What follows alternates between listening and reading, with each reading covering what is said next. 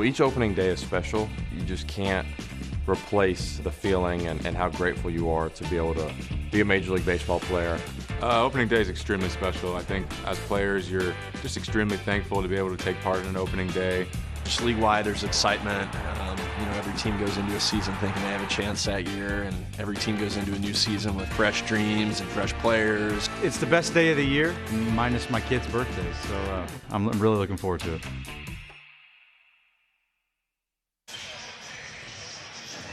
Welcome back. Opening day here at Wrigley Field. Opening week is presented by Front Door. The doors are open. Come on in. Wrigley Field for the Cubs and the Brewers. And Marcus Stroman will face a Brewers lineup that is brought to you by Ford. Christian Yelich up top. They were 6th in the National League in runs per game.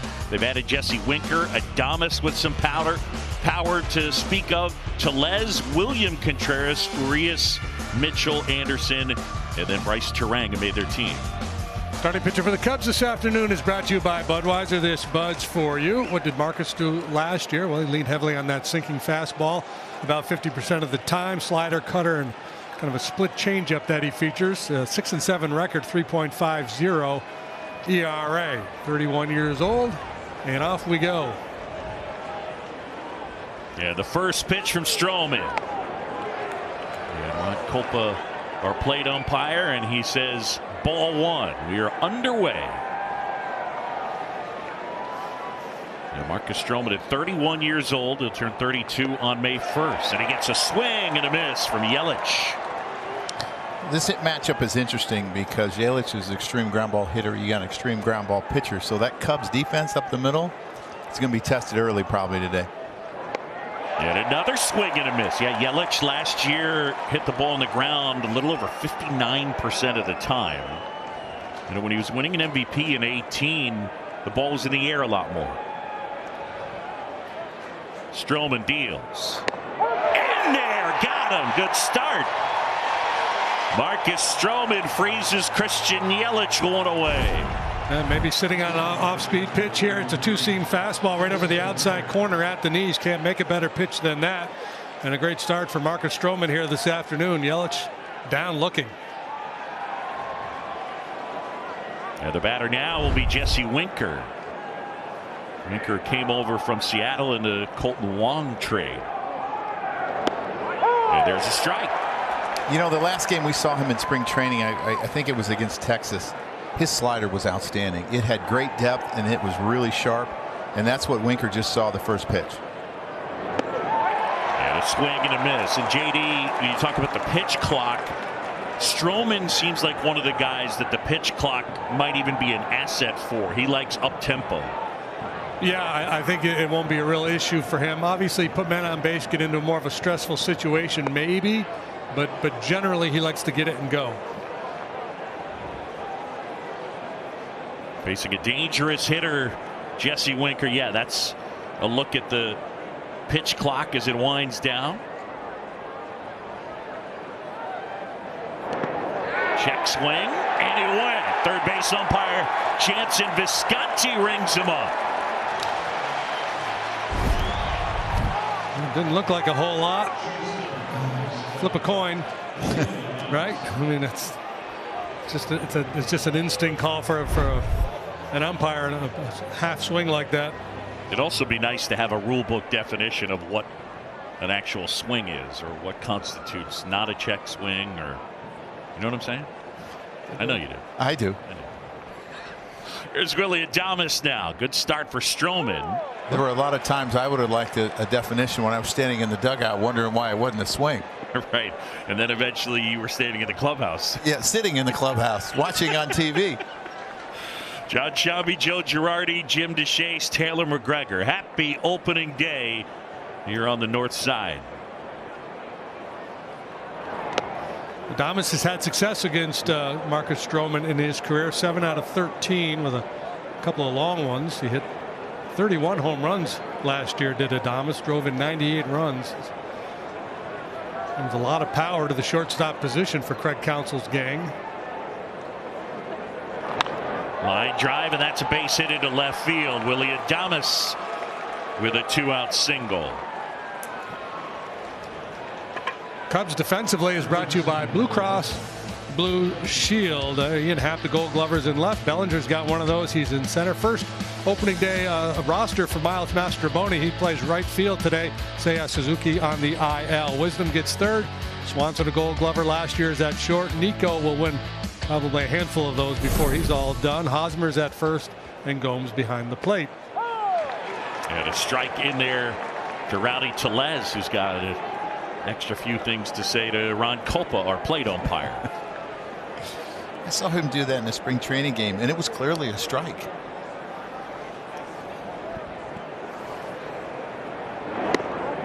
Got to figure Rowdy Tellez is a guy that'll benefit from the new shift restrictions. He was shifted over 75% of his plate appearances, and you see Swanson shaded up the middle and Horner in the hole.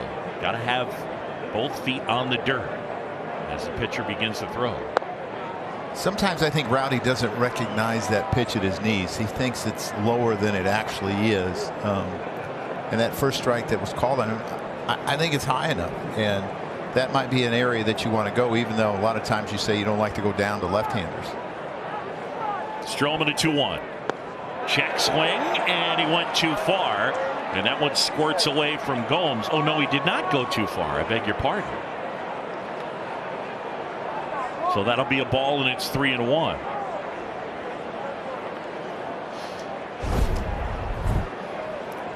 What do you think, JD? Yeah, look, I think there should be a possession arrow, and every time they challenge one of these calls, it should go the other way.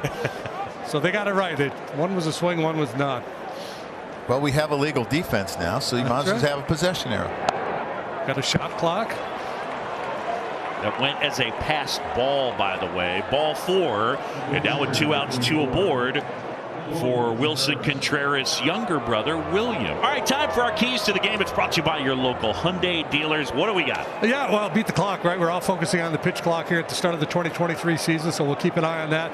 Cubs defensively should be a factor with Stroman, the ground ball pitcher out there, hence glove affair. And cuts the cheese. Burns throws really hard, but it's that cutting action on his fastball that makes him so tough. That's right, I said it. There's an entire generation listening to this broadcast that has no idea that you just made an inappropriate joke. An inappropriate graphic joke. That was for those that are of the generation. Yes. That gets it. Well, Stroman's just started Contreras off with 2 sliders, right? Third in all of baseball and slug on fastballs. He loves the cheese, right? He loves the cheese. Crowd coming to life. Time call. He gets one. Hitter gets 1 timeout. Do it one more time. Appearance.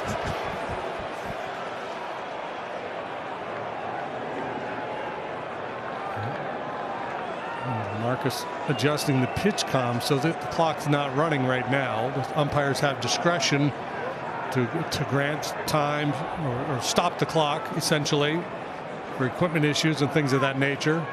And then in each ballpark there's a pitch clock coordinator, and the umpire will signal like that, start the clock. I thought that meant home run. Yeah, it used to, right?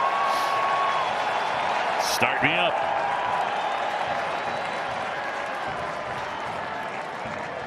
Kick at 0-2. And Gomes stops that one. Marcus Stroman, former first-round pick out of Duke by the Blue Jays in 2012. Made 2 opening day starts for the Blue Jays. 1 against the Rays, 1 against the Tigers. His first one with the Cubs. And a 1-2. Trying to get Contreras to fish that time, but he wouldn't do it. William, an all-star last year. And in the on-deck circle, Luis Urias. 2 on, 2 out. Got him swinging. Stroman punches out Yelich, Winker, and then after 2 reach, he punches out Contreras. It'll be Horner, scored by Nissan. Nissan makes cars that thrill. Experience the thrill yourself today. Shop NissanUSA.com. And Nico Horner will be atop the Cubs lineup that's brought to you by Finney's Beverage Depot. If you can't find it at Finney's, it's probably not worth drinking. Cubs 11th in the league in runs per game last year for David Ross. It'll be Horner, then Swanson, Happ, Bellinger, Mancini, Gomes, Hosmer, Wisdom, and Mastrobuoni. And Corbin Burns will get to work. And the first offering is in there for a strike. Cutter number 1. You won't see many four-seamers from him. He lives with that cutter, curveball, slider, changeup combination. Well, starting pitcher for the Brewers is brought to you by Budweiser. This Bud's for you. We take a look at the big right-hander, Corbin Burns. As Joe mentioned, leans heavily on that cutter, throws it about 95 miles per hour, curve change, slider, and occasionally a four-seam fastball. But, he's a handful. Top 4 or 5 pitchers in Major League Baseball. Big strikeout numbers. Last year, the league batted 196 against him. 1-2 on Nico. And time call. One of the things that's so challenging is that not only does he get swing and miss, he gets an above average ground ball rate. So when the ball's in play, it's on the ground. And just as I say that, a fly ball to right field. Anderson is there, and Nico Horner retired. Brewers defensively brought to you by Ford. We'll see how the Brew Crew sets up here this afternoon. There's Christian Yelich out in left field, the Gold Glove winner, but he has struggled out there. The arm has really been short here in recent years. Garrett Mitchell can flat out fly. He's in center. You got a former Marlin, Brian Anderson, and right, Urias Adames. Man, the left side of the infield. Terang, the second baseman, really good. He's a rookie. And big Rowdy Tellez down there at first. Contreras behind the plate. JD, how long did it take you to get used to a new catcher? Because this is a new combination, for the Brewers. It depended on the catcher. I think some guys are really good at adapting to what you're trying to do out there, and they kind of have a quick fit. Other guys, it never really clicks. And they're the guys on your roster. You go, I hope he doesn't get assigned to catch me today. I like him. He's a nice guy. I'd buy him dinner. But I don't really like him when he's back there. Swanson hammers one center field. Mitchell right there, and he makes the catch. 109 on the exit velo from Dansby Swanson, but it's an out. Yeah, this Cubs game is available in Spanish. It's brought to you by Toyota on your SAP audio setting, provided by Tudian. Univision Sports Chicago, 1200 AM. Miguel Esparza and Jorge Moreno on the call.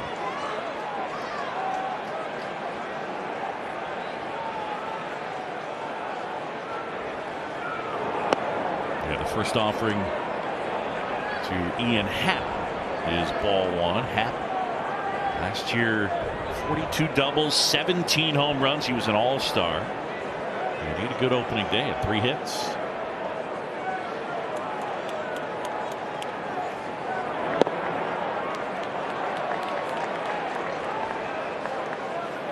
Corbin Burns, big right-hander. He goes 6'3", 246.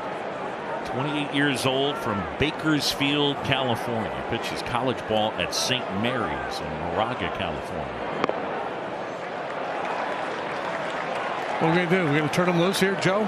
3-0, nobody on base? I wouldn't. Beginning of the year, Corbin Burns, the one thing that you want to do is get his pitch count up and get him out of here. It's going to be hard to hit a ball out of the ballpark today, so it's not something I would necessarily do. And that is ball 4. A 2-out walk. Happ is aboard. All right, so you mentioned the conditions. How about what it's looking today? And it's hurting in left, especially left center, not as much in right center, and pretty much flat out there in straightaway right field. But an opportunity. Cody Bellinger, his first at bat as a Cub.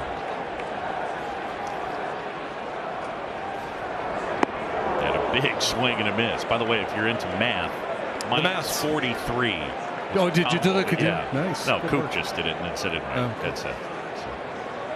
Coop's on point. Yeah, he is. Ethan Cooperson, our stat man extraordinaire, with us.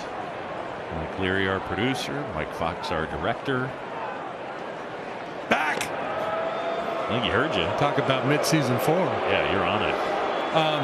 Did you get a bigger lead now? Right. But yeah, he's got, you know, we don't want to beat, well, maybe we do want to beat people over the head with all the new rules because they need to learn them. He's only allowed to throw over there twice without possibly incurring a penalty. Ground ball to the right side, but it's Adames who collects, throws out Bellinger, and that's the inning. No runs, no hits, a walk, a man left, end of one, no score. Here at Wrigley as we go to the second no score, John Chomby, Joe Girardi, Jim DeShays, Taylor McGregor, and Marcus Stroman. 3 first inning strikeouts for Marcus Stroman. First time he'd done that as a Cub. And that one inside to the third baseman, Urias.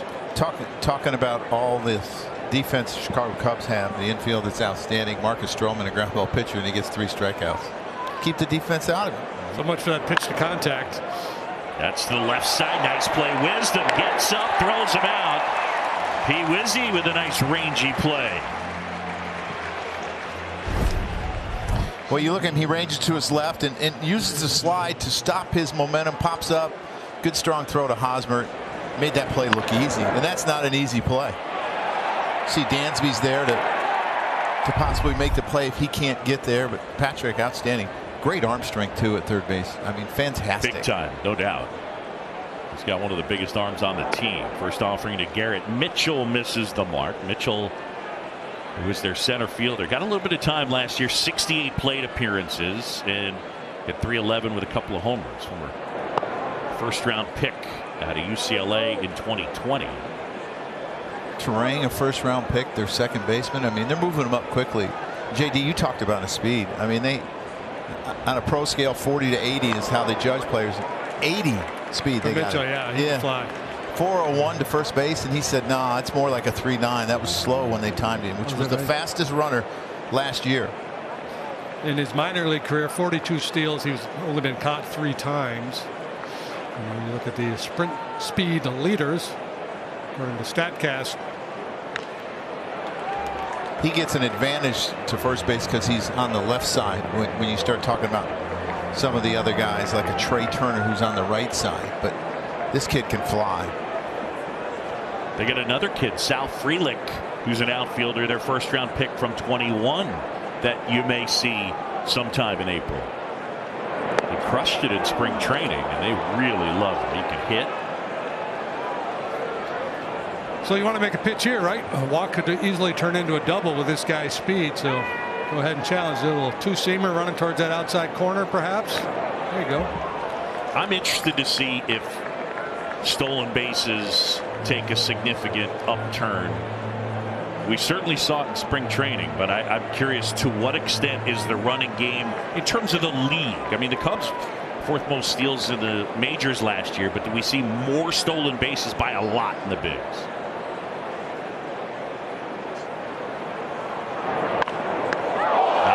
Stroman scrambles to get it. Underhand. Got him.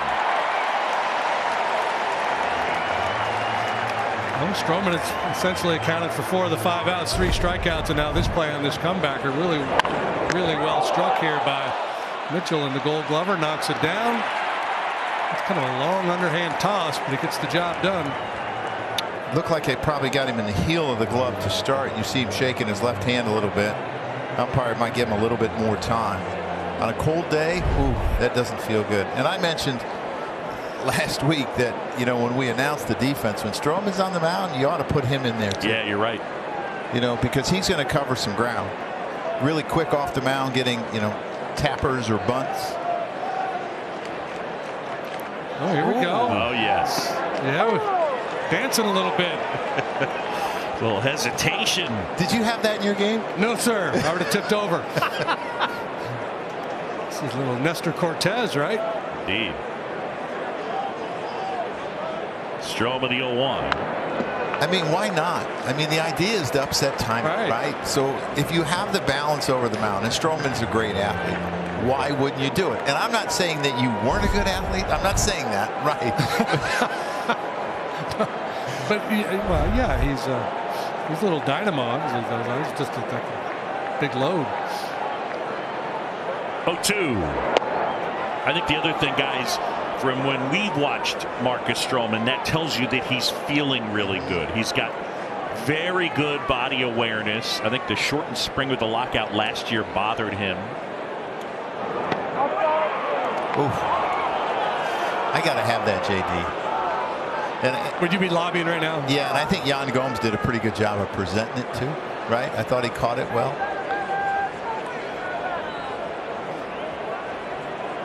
Marcus 2-2. Outside corner. Lobbying effort paid off. Stroman with 4 punch outs. Anderson doesn't like it. No score, middle of the second. Thousands of veterans, active duty service members, and families across the U.S. If you are a loved one or in need of treatment, please reach out for healthcare and wellness services. Learn more about Rush's life-changing services at roadhomeprogram.org. And thanks to U.S. Army Air Corps First Lieutenant and World War II veteran Donald C. Kent for his service. Really neat to see him honored in the middle of that inning. How many Cup games do you think he's seen? A few. It's Trey Mancini as Burns deals downstairs. Mancini last year between the Orioles and the Astros, 18 homers. Talk about when he's right, he'll hit the ball with authority to right center field. He's going back to a little more of an open stance. And he'll get that opportunity off of Burns, because Burns does not pitch inside a lot, especially with that cutter. As many cutters as he throws, it's going away.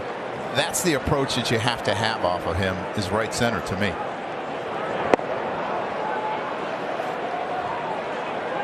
Then he drops a little slower. A little slide piece. Yeah, it's a little slower. Get you out front.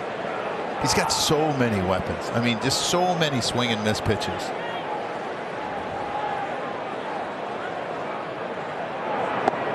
Since the start of 2020, he's got the lowest ERA in the majors, Corbin Burns.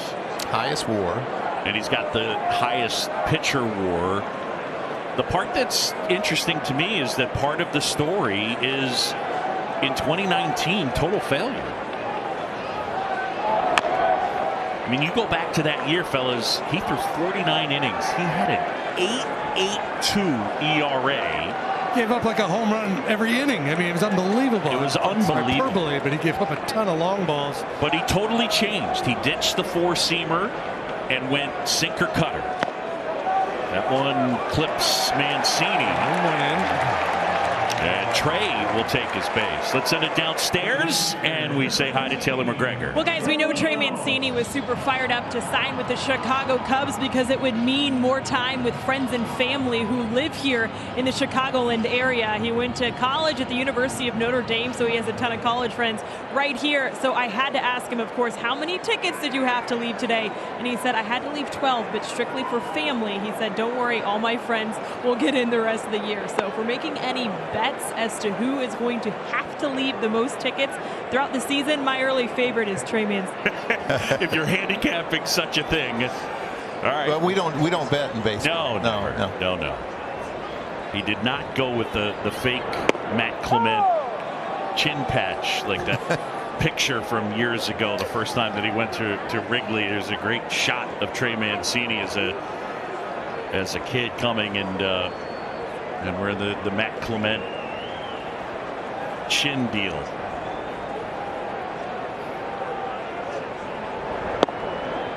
And here's that picture. Chin deal? Is that what that was? The chin, you know, that thing, remember? Yeah. There's the picture. Yeah, the old rail splitter. He looked like Lincoln, Matt Clement. He had one nasty sinker, though. Yeah, he did. Oh, heavy ball he threw. He did. Blew up Todd Hundley's finger one day, his thumb. I thought it came off. It was the thumb guard that came off, but I thought it was his thumb. Popped up foul downstairs and T-Mac. I did ask him, what would that boy in the picture think of what you're doing right now? And he just smiled and said he would not believe it. So it is a cool moment for him to just go back to his childhood and appreciate how far he's come. I texted Matt Clement, and I think Matt's going to try to come to a game in Pittsburgh. He coaches high school basketball and get a chance to meet Trey Mancini. Let's bounce towards third.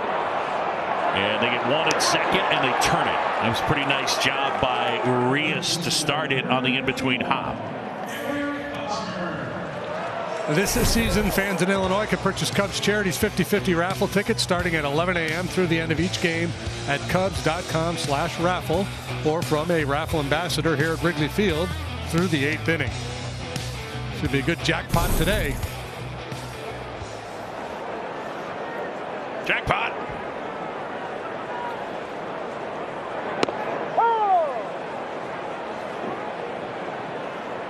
He doesn't waste much time either, right? It's strike one, strike two. Yeah, he's time. ahead of hitters. 25 pitches up until this point. He gets after him. I guess if I had that kind of stuff too, I wouldn't have to waste much or set much. Yeah, it's easy to be aggressive when you throw 97-mile-an-hour sinker and a 96-mile-an-hour cutter. His walk rate, he walked 6.4% of batters last year. The big league average was 8.2%. So he's not going to help you out with the free passes. You get the highest rate of swing and miss. Basically, batters swing and miss 35.2% of the time. And yeah, I mean, they're the averages for him versus the big leagues. He's just good at everything. Yeah, it just appears that he's almost on a different level than most pitchers. He should be in a different league. Really good.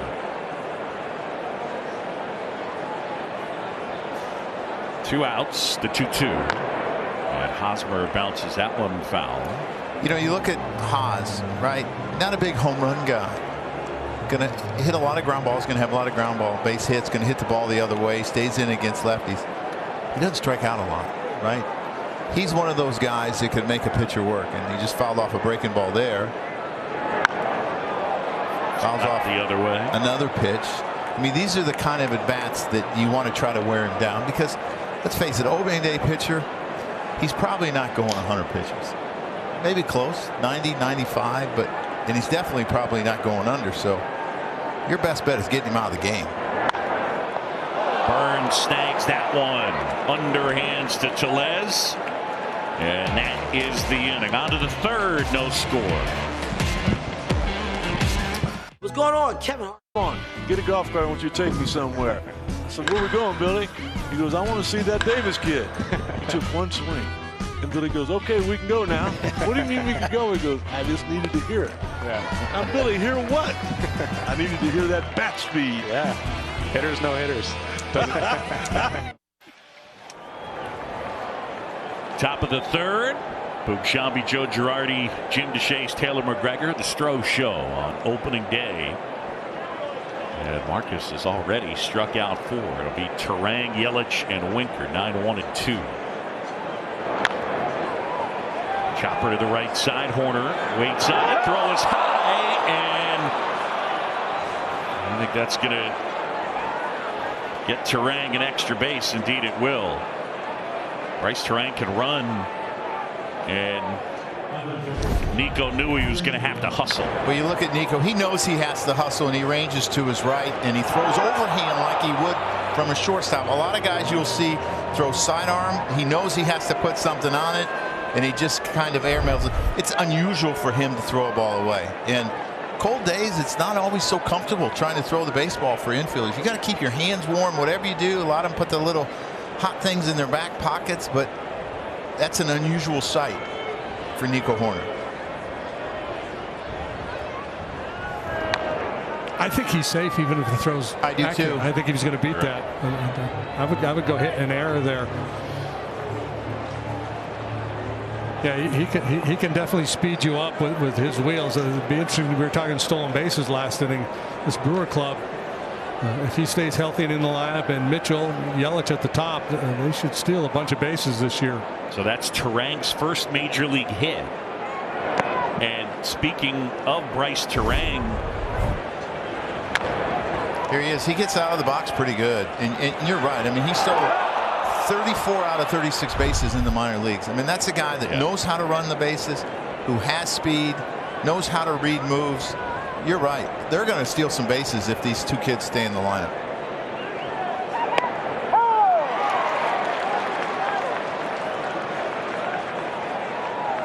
First cutter of the game? Might have been, yeah. It's interesting. There doesn't seem to be a lot of separation between his sinker and his changeup today, and sometimes it's hard to read. Typically, the sinker's 91, 92. The splitter's like 87. We've got a pitch clock violation on Marcus. There you go. First one of the year. I wonder how many, if you had an over and under, how many will take place during the course of the season, whether it's the pitcher or the hitter, right? You know, on the Chicago Cubs. How many? 50? And for the whole year, for the whole team, hitter, pitcher? Yes. I'm going to go more. In the dirt. Now a check swing. And didn't go, so third base umpire Jansen Visconti. All right, so let's take it's like Gomes was a little frustrated here. You look at, see how he stays tight, and he's able to hold it back.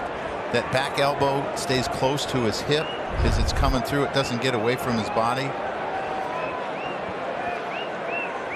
Yelich awaiting a 3-2.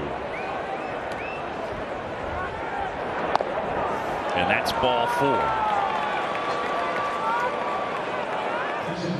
So a bit of a bind here for Marcus for the first time today, but he's been pretty solid so far. The strikeout in play. There's a sinker right over the outside corner at the knees. A little half swing on Winker. There's that sinker that played like a changeup on Contreras, and then he gets Anderson for number 4. So Contreras got the strikeout pitch working. Now he needs that double play ball pitch. Jesse Winker is not a guy that chases either. Even though he really struggled last year, you would have thought that, you know, maybe he was chasing too many pitches out of the zone. He had the 4th lowest chase rate in all of baseball. He got him to chase a breaking ball to strike him out in the first. Like he chased a cutter there. Gomes able to corral that one quickly. 0-2. Yeah, this is the off-speed pitch here. The changeup at 85. So the importance of framing has been talked about so much. I think that's why you see catchers miss balls, because they're trying to frame it so bad to get a strike for their pitcher. The low. That's a great block. Really nice block by Yan Gomes. And that's so big for a pitcher when you know that you can throw a ball like that and your catcher's going to block it, because then you can expand the zone. I mean, he struck him out with a breaking ball down and in. I'm not even sure what that was. I mean, it's hard to tell, but looked like a hard cutter almost. Yan Gomes does a really good job of getting his chest protector in front of him. Here's a 1-2. And a swing and a miss. Struck him out for the 2nd time.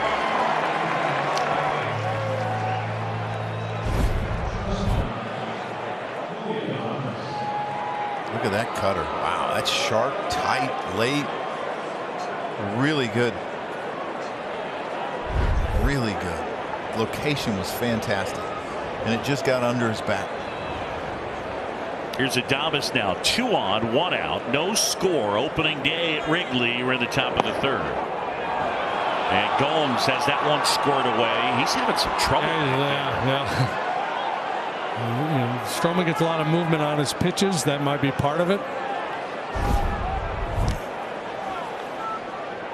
This looks like it's a sinker, right? And he's trying to pull the low pitch up, right? He's pulling it up too quick. So that'll be the 2nd pass ball of the day.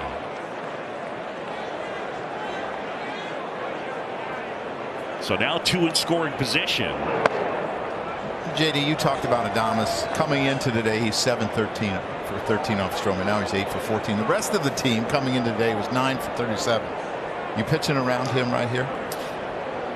2-0, I'm not giving in. You know, I'm going to treat it a little bit differently, you know, depending on whether it's the first pitch of the at bat or whether I've gotten behind him like he has here. I'm just not going to throw him a cookie. Because you have an open base. Got an open base, so I can set up a double play. You know, it's kind of a pick your poison situation. You hate to pitch with the bases loaded and a dangerous hitter on deck, a left-handed one at that.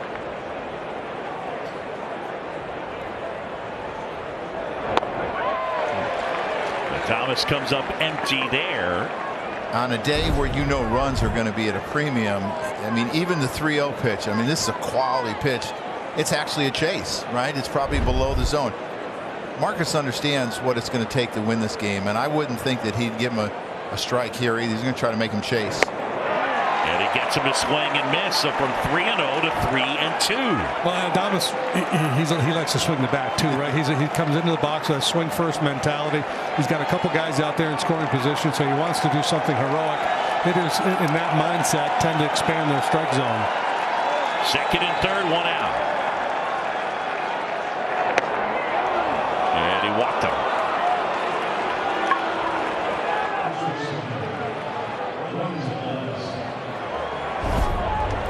Yeah, they're trying to go inside here with the sinker, and you know, Jan had to really reach for it. Got a piece of the. Yeah, I mean that's a tough call for the umpire when a catcher has to move that far to go get it. And that's why some clubs tell their catchers not to be too active back there. Just go ahead and sit down the middle so you don't put yourself in that position where you have to reach and maybe influence the umpire to make a call that goes against you. Strike one to Rowdy Tellez, who walked his first time. Bases all loaded up.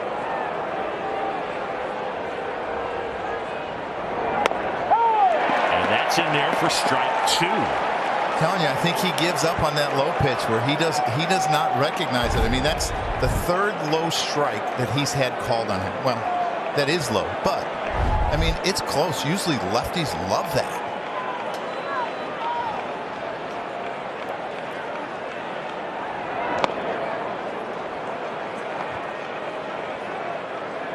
And here's where Marcus wants a strikeout or a ground ball. I'm going for the strikeout for one more pitch in a sense. And it has to start as a strikeout of his hand. If he starts it as a ball, he's not going to chase it. So he's got to make it look like a strike and get it to dive out of the zone. Stroman ready, a 1-2. Ground ball, Horner to Swanson to Hosmer. Yeah. Stroman loves it. 4-6-3. The double play gets him out of it. No score. Wrigley Field, what could be better? No score. We go bottom of the third. Interviews with Rossi are brought to you by UI Health. That's what could be better. We could be joined by the manager. How are you? I'm good, buddy. Good energy from opening day. I love it. I love it. Yeah. I tell you what, I'm sure that when this team was put together and you thought about watching your team on defense and pitching, you thought about Horner, Swanson, Hosmer. That'll work. Yeah, it's nice. I was, I didn't plan on Mastroboni and Wright, but we're gonna go get him today with him out there. Yeah, man. I mean, you love the look of the team. A lot of veterans out there, a lot of guys with hardware, winners all around, guys that are professional, know how to go about their business. It's a really fun group. I know you guys have been around them a little bit. They've got a good way about them. Rossi, I had the pleasure of meeting your father today this morning. But, we talk about what a generational game is, how generations share this game, and your father's here. What a great day to be able to share with your dad. It really makes me miss my dad. So I would tell you, take advantage of the time. It's really special. Joe, thank you so much, man. I had dinner with him last night. We went out for a nice steak. Him and Mom are in town. Whoop. That hit him. 1 second, guys. No. All right. Thank you. Yeah, man. I mean, I saw you this morning. I tell you what, it made my day. The look on your face for opening day when I saw you and Dad was getting out of the car this morning made me smile, buddy. It's like everybody's fired up for opening day. It's a good vibe, but you know what it's like for the manager and how that is. And to be able to spend last night and this morning with my parents was a pretty good treat. Rossi, this is day one in year 4 for you as manager of the Cubs. What's the difference between David Ross today and David Ross when you first took over this club?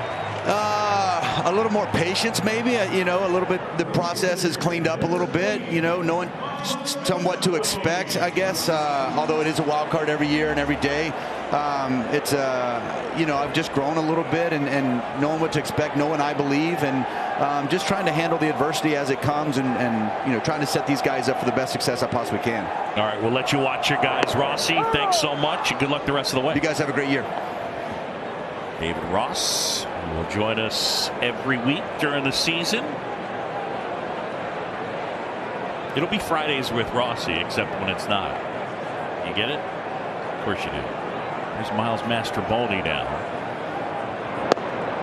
I thought thought Miles did a great job of taking advantage of the situation late in camp. Nico had the bicep problem. He comes in, gets a couple hits, couple RBIs, walks once.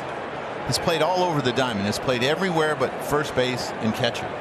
I mean, he's actually a good piece to have on your team. Left-handed bat. Out to short, collected by Adames. They get one, and that's all they'll get. And Mastrobuoni beats the throw at first. Well, to me, guys, it seems like he's such a Tampa Bay Ray. That positional versatility that allows for defense, and when you evaluate players, that there's a floor because of the defense, that it's okay, we know he's going to bring this with the positional versatility. And last year with 16 home runs at AAA, and he can run a little bit. Well, Joe Madden at Tampa was really the guy that put the versatility, to me, on the map where it become really important. And Ben Zobrist was the guy who did it. Played all over the diamond. I mean, I know the other managers did it with players. Base hit into right field. Mastrobuoni racing around second. On his way to third. And Nico Horner with his first hit of the year. Cubs are in business at the corners and one out. This is a combination you might be inclined to play a little hit and run with. This wasn't a hit and run, but you get the same result here as Nico shoots this one just beyond the diving Rowdy Tellez. Mastrobuoni easily cruises into third base, and the Cubs, after dodging a bullet in the top of the inning, an opportunity for first blood here in the bottom of the third. Swanson, who hit .321 in these situations last year, which helped him drive in 96 runs, had a great at bat, the first bat, hit a hard liner to center field. Just needs to do the same thing. You know, and I always have this theory, right? You look at Milwaukee, he had the bases loaded last inning with one out. An inning you're supposed to score. I always feel like when you don't score and you should, the other team takes advantage of it. And you're laughing at me, Boo, because you think I'm jinxing him or what? Base hit right field. Dansby Swanson with the knock. In to score Mastrobuoni. And then the throw gets away. Here comes Nico. And he'll score. It's 2-0. Dansby Swanson, his first hit, his first run batted in as a Cub. And then the misplay leads to another run. 2-0. Well, Dansby Swanson driving in the first run of the year, which he did so well last year.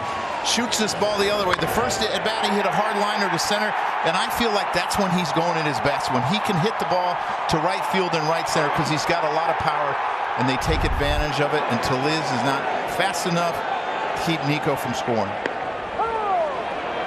In for a strike to Ian Happ, and the Cubs showing off some of the speed and athleticism there as Mastrobuoni's able to beat out a potential double play ground ball, and then Horner, because he can run, is able to force the hand, and they get the extra run. Yeah, Willie Harris down there at third base, aggressive, and we saw that all last year. And here he is immediately. He's like, look, look, look, eyes up, be on it, and he's chasing Nico home.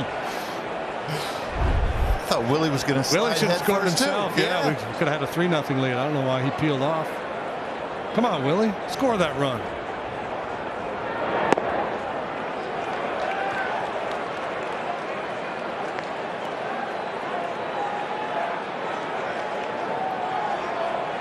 Ian Happ walked his first time. Opening day, the Cubs have the lead. It's the 50th opener at Wrigley.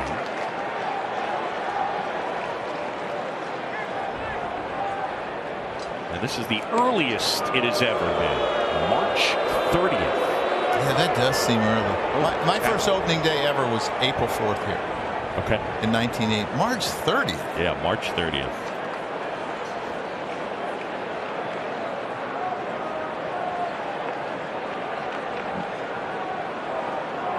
Swanson at first.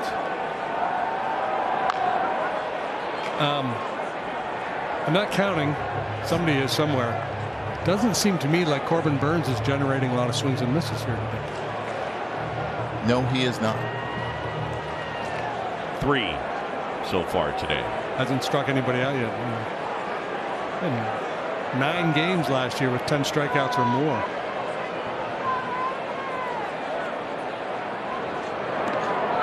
Check swing, did not go. Corbin Burns is one of 8 former Cy Young Award winners going here on opening day.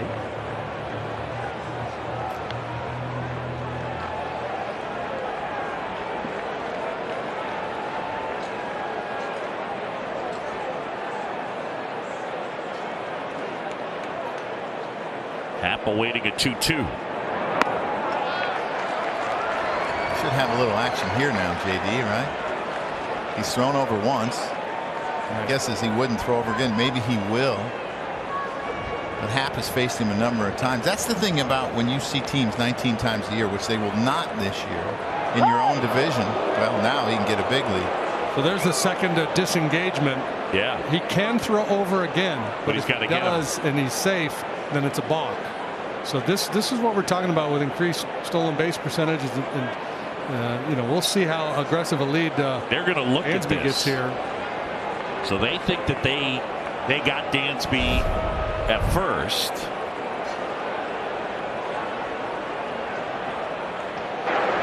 Milwaukee's challenging the safe call at first base. Bang bang, that's really close. Yeah, I don't know. I think they're going to call him out. I really do. I mean, it's hard to tell if it's on his clothing, but I think he got him. And what they can do is they can sync up that angle and the other angle to take a look at it.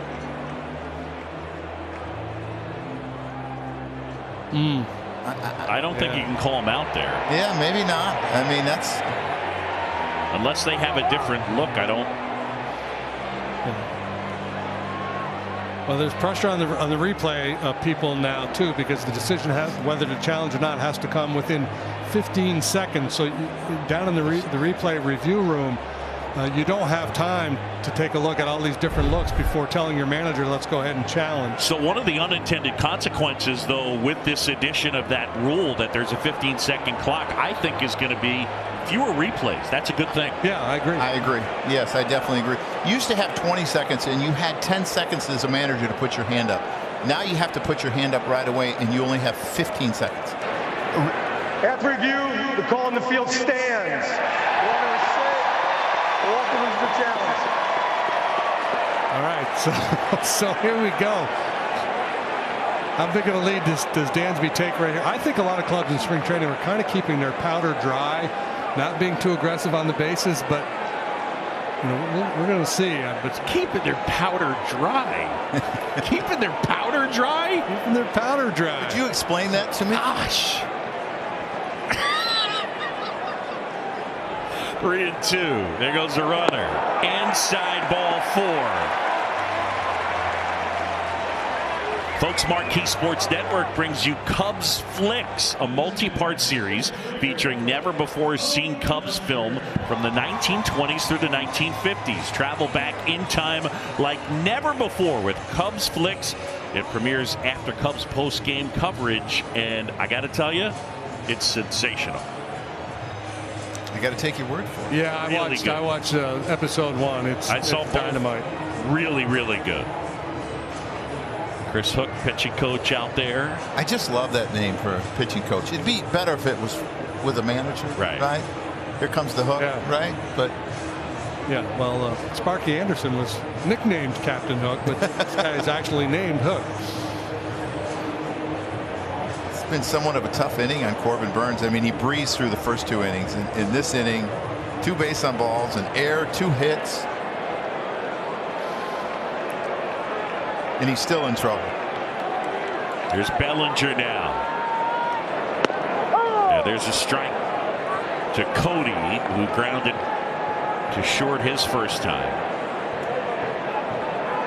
Cody shifted as much as anybody in baseball last year, 90% of the time. Yep. Line drive down the right side, curling foul.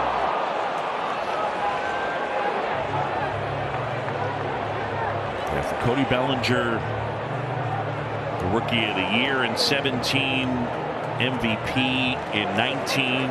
When he won the MVP in 19, the runner-up was Christian Yelich. And right here in an 0-2 hole. Check swing, but he won it. It's a strikeout, and Burns' first punch out of the afternoon. Right now is the best time to live well, and our team of primary care doctors is here to help you do just that. As your partner in convenient and exceptional care, we make it easier to live for what matters most. Advocate Healthcare. There's Trey Mancini now, 2 on and 2 out.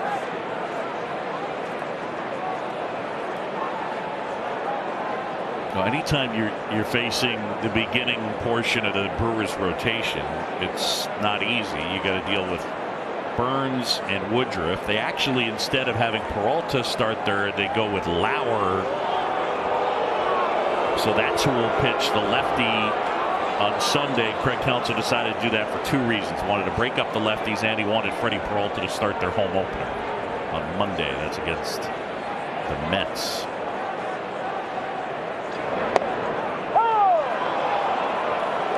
It's a pretty impressive 3-headed monster when you're talking about Burns, Woodruff, and Peralta. Those 3 guys, when they're right, are pretty nasty. In 2021, all 3 of them were all-stars. And they also have Aaron Ashby, who has really nasty stuff, but he's currently on the IL. Freddie Peralta had a lot of shoulder issues last year, right? And his velocity fluctuated a lot. I mean, you've seen him at 97. You saw him at 91 the last year a lot. He was a hard guy for me to figure out, you know, when trying to scout him, how you'd approach him. And that's a base hit into left field. Swanson racing around third. He's in. Mancini an RBI single. It's 3-0.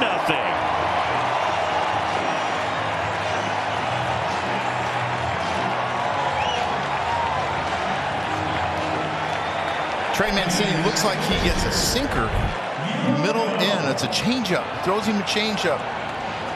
Drifts back to the barrel of his bat and hits it hard through the hole at short and third. And what I love about this is we got the beehive going. First to third, first to third, first to third. And what it does is you look at the hole that it opens up for Yan Gomes between first and second, because Ian Happ was able to get to third base. I mean, it's a big hole. Shoot a ball through there if you can. He's going to throw you something away. Yan Gomes hits that one up the middle. And they don't get it out, and the run comes in to score. Adames was kind of measuring his steps, and then with the left foot decided to try to tap second base. Carlos Torres right there and said, nope, safe. I mean, with 2 outs, you come and get that ball and throw it to first, right? I mean, you got to know your runner too. Yeah. You got to, you know, I don't want to say anything against the catcher's speed, but you got to catch your run into first base. You got plenty of time to go to first base, and he's got a great arm. He's got one of the best arms in baseball. A mental mistake, I believe.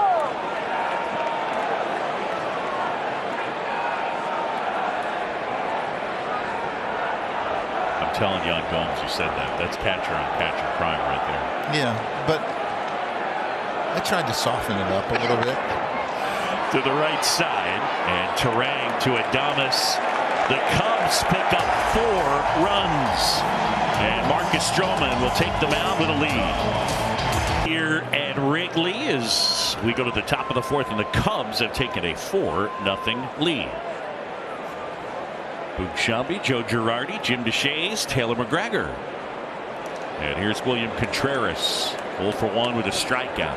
Stroman deals. JD, did you ever think, like, after the opposing starting pitcher had an inning like that, you want to go out there and get outs quick as possible? That didn't enter your mind. You just try to go. Yeah, I was always just trying to get outs regardless of what transpired before. I think as a manager, you think that, like, okay, get these guys back in here and see if we can get Burns to make some mistakes next inning, because he had a long inning. Well, I think, you know, as a pitcher, you always want to go out and have, you know, a quick 1, 2, 3 inning. You know, I guess the mindset could shift just a little bit, where you get a little pick-me-up when your team scores 4 runs like that, and you go out there with a little bit more of an aggressive mindset. You know, you've got a little wiggle room. You know, perhaps don't have to be quite as fine.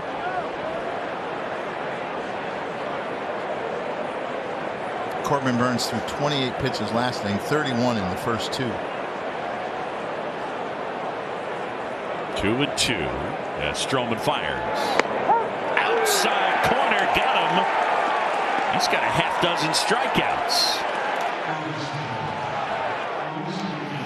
And the second time he's gotten Contreras. Craig Counsell not happy about it over there in the first base dugout. And there's Wide on just a little bit off the outside edge.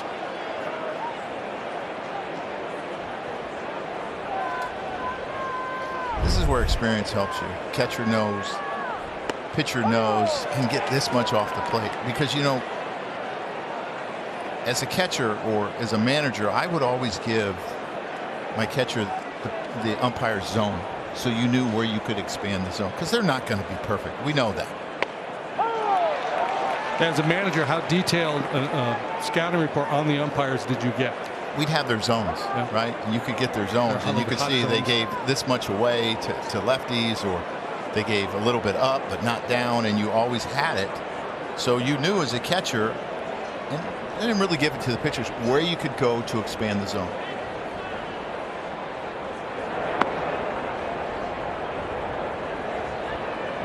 I want to hear. I would love to hear the argument where a manager is yelling at an umpire because he's not calling a pitch, and the umpire says that ball's outside, and you say, "I know, but you always call that a strike. I have it on my report right here. Why are you squeezing me?" Stroman. Here's the other thing: is the opposing manager, you probably know what he's giving too. So in your mind, you've seen that. You know that he gives away, so you're going to start chirping on him right away. You're chirping on him not to call it, you know, against your club, but to call it for your pitcher.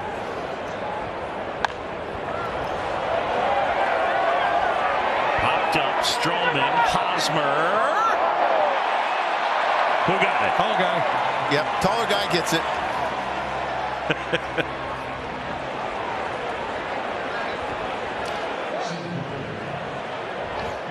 Sometimes the really good athlete, good fielding pitcher, can get himself in a little bit of trouble by getting in the way, but Stroman is going to pursue until he hears otherwise, and tall guy just reaches over, takes the rebound, post him up.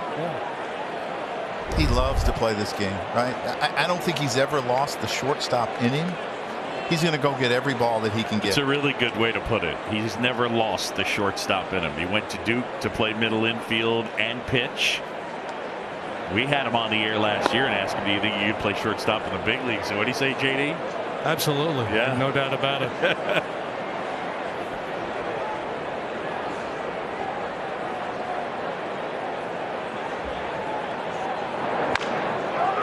On the ground, softly hit, Hosmer. And able to get Mitchell, and Marcus Stroman gets him 1-2-3. Fans, go to MarqueeSportsNetwork.com for the latest Cubs news and in-depth feature stories presented by Jeff Vukovich, your local Nationwide insurance agent. Visit JeffVuk.com. Nationwide is on your side.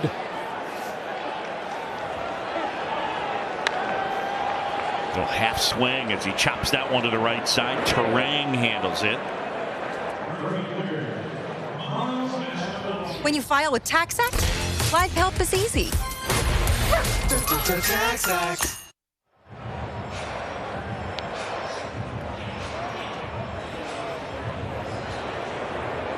Cubs getting 4 or more runs off Burns for the first time since 2019. And we talked about the struggles he had in that 2019 season. You know who would remind me of? The great Roy Halladay, who went back to A-ball to remake himself. Hall of Famer, the late Roy Halladay. Sometimes players just need a reset. Well, it's funny because he has something in common, Burns does, with Roy Halladay, and that is he is a serious admirer and reader of the Harvey Dorfman book, The Mental ABCs of Pitching. The other thing he's got, like Roy had, was a great cutter and great command of it. 114 strikeouts on his cutter last year. The next closest guy, Luis Garcia, he had 63 on a cutter.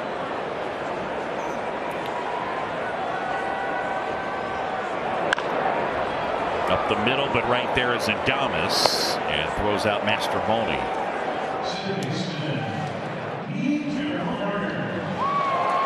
2 away, and Nico Horner will come up to him. Nico With a single and a run scored his last time up.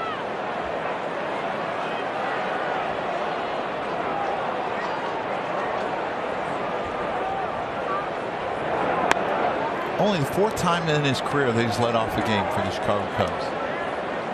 He's not a big walk guy, but he is big contact, and you'd expect him to hit for a high average at 281 last year. His on base was 327. Line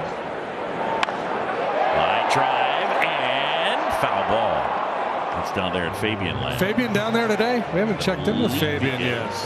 That's kind of disappointing. He kind of ran away from that ball.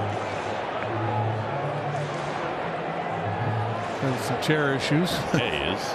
Oh, Fabian, tighten it up down there. Get him a better chair. There we go. Spring training for him right now. But I guess he did the proper thing. It's going to be, got a bad read on it, though. The biggest mistake you can make in that position is fielding a fair ball. Fly ball center field. Mitchell started back, now in, and he makes the catch. An 8-pitch inning for Corbin Burns. The Cubs go 1-2-3. What's going on, world? Kevin. 4-0 going into the top of the 5th inning, and nothing screams opening day quite like welcoming back notable alum and celebrities. So I'm joined now by Kurt Busch, NASCAR champion. What are you doing in Chicago? I'm having a blast. It's been like a full-on sports blitz. So with the Bulls last night, Cubby opening day today, and then Blackhawks tonight. But we're promoting the Chicago street race. NASCAR is going to be running on a street course for the first ever time this summer. That's going to be exciting. A lot of sporting events you've attended. How does opening day here at Wrigley compare? This is special. You can feel it, you can smell it, and it's just neat to be part of it all. And it's my 2nd ever opening day, and it's, again, just being a Cub fan for all these years and watching it, on Marquee and with WGN, it's just always cool to be here in person. And I always try to tell everybody, you got to get to Chicago for a Cubby game. What should fans expect this summer with the street race? It's going to be wild. It's going to be bonkers. The uniqueness and just the excitement around being in our sport with something different like this. It'll be picturesque with the whole skyline, and then with back straightaways on Lakeshore Drive on the southbound side. We're doing 150 miles an hour, but we're not getting tickets. A lot to look forward to. Thanks so much for the time. Big, we'll send it back to you. All right. T-Mac, thanks. I love NASCAR racing. I love it. Well, he's a big sports fan, obviously. That seems pretty cool to go in NASCAR on Lakeshore. I mean, my building, outside my building, every night I hear them. There's somebody out there making really loud noises going fast. It's loud noises! I don't think it's the official guys, but I think it's I get it. Some amateur program. You ever been to a race, Boo? I have, and I got a chance to be at the race down in Miami that they ran. In Homestead? Yeah. All right. Yeah. My question would have been to Kurt, how many times you got to bump your brother Kai? I mean, they're brothers, but on that track, there's no brotherly love. That's right. Rubbin's racing.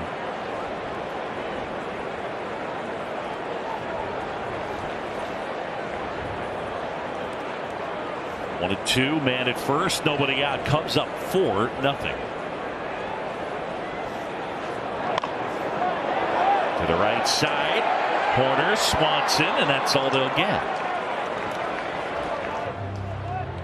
Kurt Busch here taking in the game. Hey, there's Bill Murray. Yes, thumbs up. I would assume he'll be heading over to the Final Four, right? His son's an assistant coach for UConn.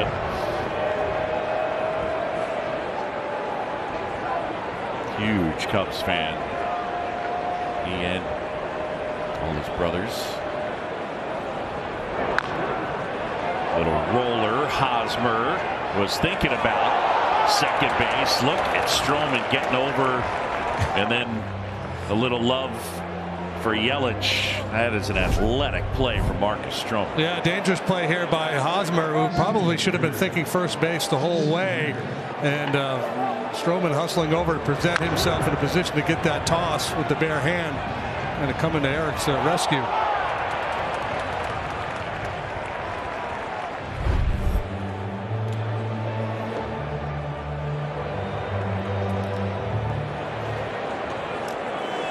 In this day and age, we talk about third time through the lineup. Yes. Stroman's numbers the third time through the lineup are just as good as the first and the second. He's a guy that keeps his stuff 3 times through the lineup. And just to give you an example, batting average against him 233, 233, 231 the first, second, and third time through the lineup. It's the same stuff.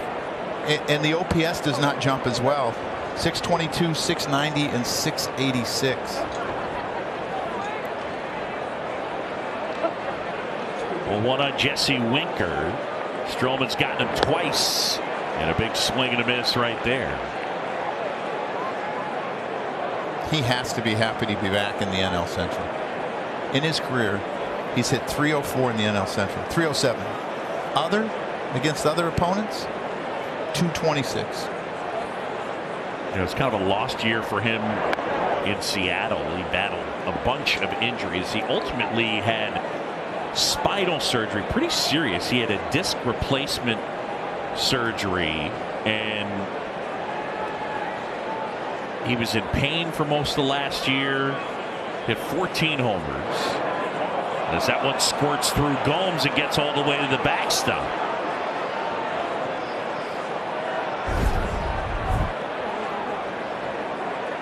So the hardest pitch I ever thought to block, JD, was a changeup that went the opposite direction that it was supposed to in your mind. So if I'm Yan Gomes, he's throwing that changeup. He's trying to run it away from left-handed.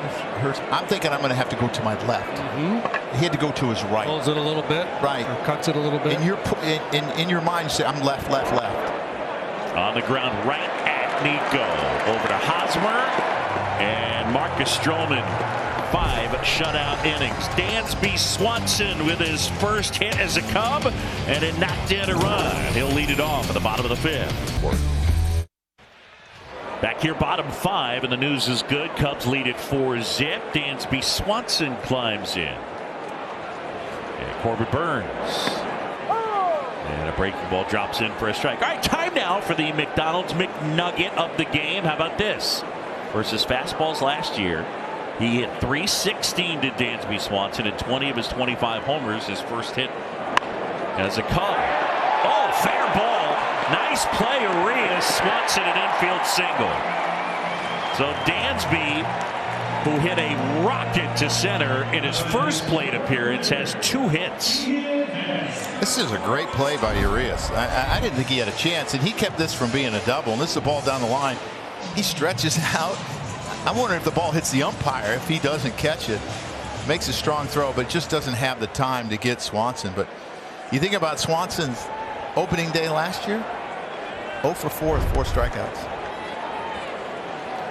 Had a great day today so far. By the way, proving yet again that spring training doesn't count. It doesn't mean a thing. Not for veteran players. Right towards the end, he started swinging a little bit better, but people seem to be concerned about Swanson's spring training numbers and squaring it up all afternoon here today. Ian had a couple of walks today. I am so delighted that we have a McNugget every game. I mean, it's like it's this canvas we get to paint on. JD, we're gonna be able to just deliver, because what's better than a nugget? Nuggets. So I mean, we'll be delivering multiple McNuggets. How about a bonus McNugget on Dansby Swanson? Would you like that? Favorite player growing up? Nomar Garcia Park. Bonus nugget. It's a good nugget. That's right. Pretty good player. Shortstop with power. A little sauce on that nugget. Going hot mustard? What are you going? Maybe the barbecue. Okay.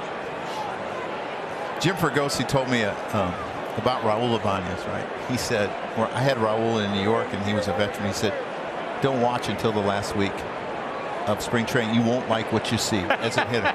He said it will take him that long to get going, but you're going to love having him in your lineup. And I think that's true for a lot of veterans, because they're trying to get through spring training without getting hurt and getting fatigued. And then all of a sudden that last week you say, okay, I got to turn up the intensity a little bit. And we saw Dansby start to swing the bat better last week of spring training. He's got 2 hits today, and he's lined out hard to center field. 2-2. And Happ gets a piece. Yeah, one of the old cliches you used to always hear is, well, you just can't flip a switch. And in reality, yeah, you can. I think the guys, they're just kind of easing into the season. They're going through their routines in spring training, getting ready. And then they do indeed flip a switch. Okay, we're a few days away. It's about to get real here.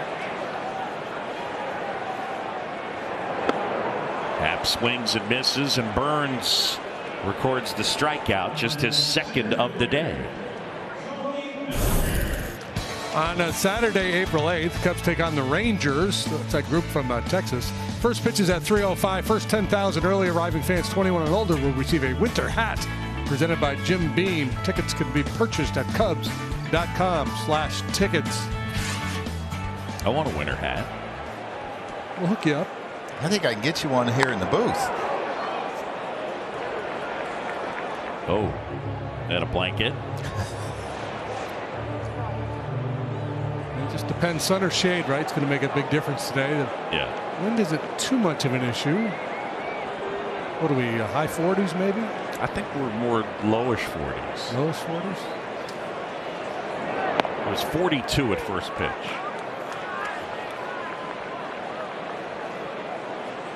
Short sleeve. That's a Chicagoan. Bold. Aggressive right there. Bold. Chicagoan.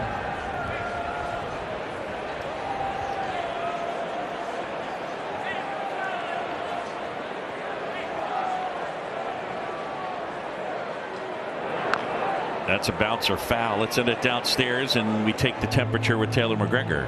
Well, you guys know that I'm a weather girl who's not a weather girl. So according to my, scientific evaluations, the sun actually is not bad.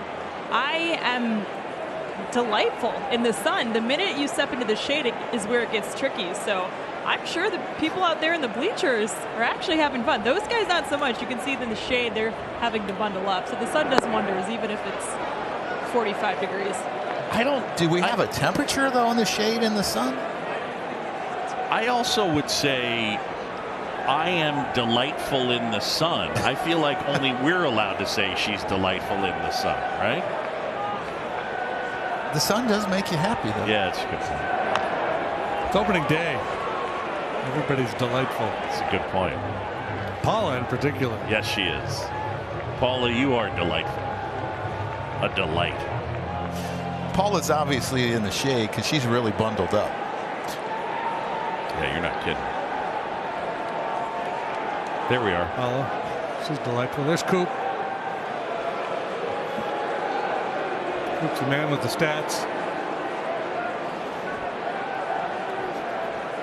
This, by the way, is an electric hand warmer. So there you go. Does it work? Is it good? Oh, it does. Oh, it's solid. Good take. So you do have those umpires too that give you one side of the plate more than the other. Like they'll give you a couple inches away to a right-hander, but not a couple inches away to a left-hander. It's always hard for me to figure out how that transpires. I think it has to do with their dominant eye. There goes rattling around in the camera well. Ron Culpa with the plate. Blazer at first, Torres, and down there at third, Jansen Visconti. I see him every once in a while in a restaurant in South Florida where I live, at Mateo's. Good spot. Really good. And he doesn't throw me out of the restaurant. It's kind of nice. He's probably thrown me out of a couple of games. I'm sure I've gotten into it with him. That's the amazing thing. The umpires are so different away from the field. Yes. Right? Burns a 3-2. There goes Swanson. That's drilled center field. Mitchell, though, a couple of steps in and makes the grab. T-Mobile customers get free MLB TV. Redeem now through April 3rd at T-Mobile.com/MLB. You know, I know we've talked about the pitch clock and how it's speeding the game up. I do a lot of scouting off of MLB TV, right? Yeah. And now that the pitches happen so quickly, I have to pause it to write things down. I used to be able to, it was easy. Sure. And I would always have to hit like 10-second advance, right? 10-second advance because I had too much. Now I got to hustle. It's really changed the way I scout too. Unintended consequence. I get it. 1-1 on Mancini. Hit by a pitch. And an RBI single his last time up. It's a pitch that Trey didn't like. You can tell by the way he stepped back out of the box. 1-1's a much different count than 0-2. He's got so many different places he can go down.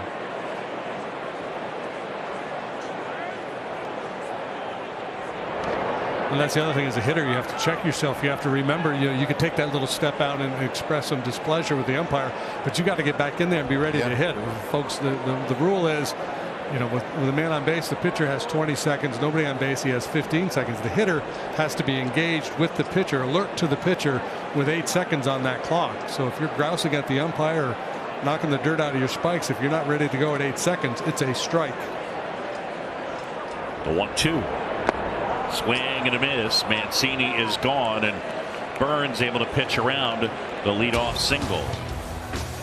Cubs now for the front door expert approach. We're talking outs above average last season in all the major leagues. Jonathan Scope leading the way at 27, but there's Dansby Swanson recording 21 outs above average. Tommy Edman, he's a good one there for the Cardinals, had 19. So JD, my antenna's up.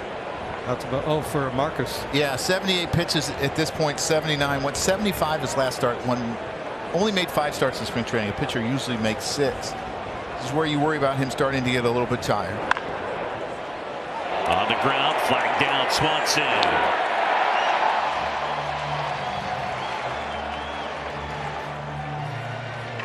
How about that? Outs above average.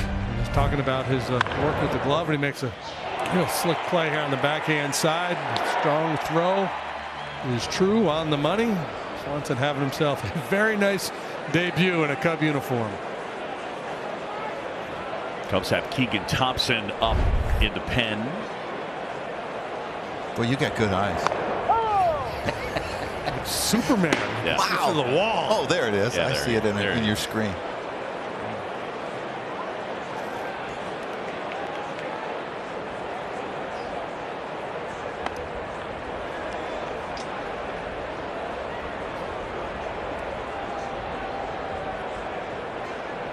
Put a little heat on Stroman in the 3rd inning, loaded the bases. He got that double play ball off the bat of Rowdy Tellez, who stands in there now, and he's pretty much smooth sailing since then for Marcus.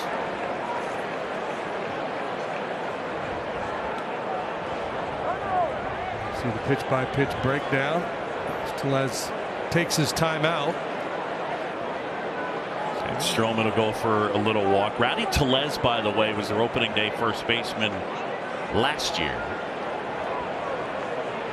It's the first time they've had the same guy be an opening day first baseman in back-to-back years since Prince Fielder in 10 and 11. They had a different guy every year.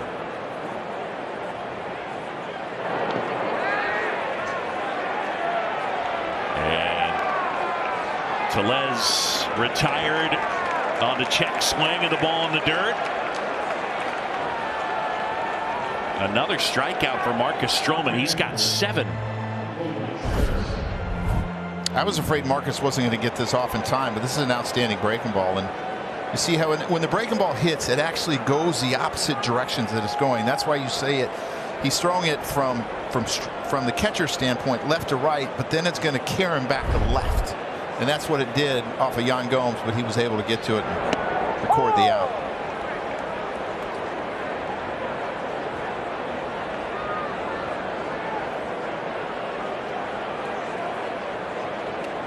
Contreras 0 for 2, couple of strikeouts, and he waves at that one.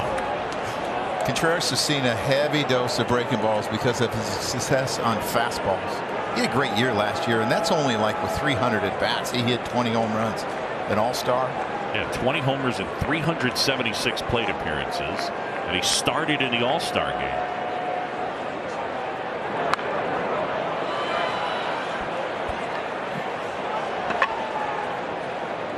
He loves that fastball. We talked about it. Cheese. He likes that cheese. Yeah, he's gonna. Well, I'm not going to see a whole lot of cheese with those numbers. See how he handles the spin. Michael Harris, another young player with the Braves. Contreras with the Braves last year. But did you see like the gap between 1 and 2, and then you see the gap between 2 and 3, 3 and 4, 4 and 5? There was a big gap. I don't know if I'd ever throw Aaron Judge a fastball. Yeah.